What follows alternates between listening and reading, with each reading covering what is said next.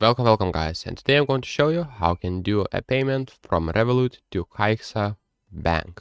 So it is pretty easy to do.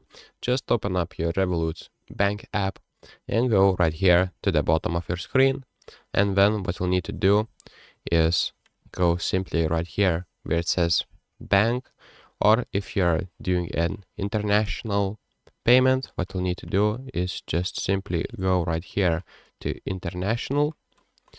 But I will show you now how you do just to the bank. So here where it says add a bank recipient, click on individual and then select the country, currency that you want to send. Then you'll need to put their IBAN, first name, last name, and all the etc. and important information.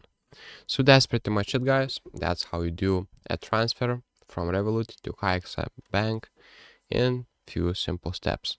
So thank you guys and see you in the next one. Peace.